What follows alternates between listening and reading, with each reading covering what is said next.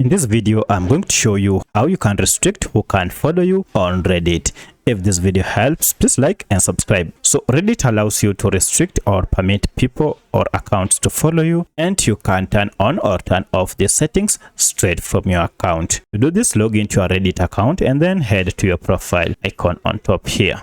From this, go to settings, and under settings, look for privacy. Under privacy, you can see allow people to follow you, and here you're told let people follow you to see your profile posts in their home feed, and here you can see it is turned on. However, you can choose who can have this access. For instance, you can choose who can send you chat requests, and currently it is set to everyone. So if you want to change this, just click on it and choose your preferred option. You can set it to only accounts older than 30 days, or if you don't want anyone to follow you, you can just choose nobody. From here, just click on done, and you'll have restricted accounts from following you. Also, if you don't want anyone to follow you, you can just toggle off this, and now nobody will be able to follow you. So that's how you can restrict followers on your Reddit account. If you have any other questions, kindly let me know in the comment section. Otherwise, thanks for watching, and let's meet in the next video.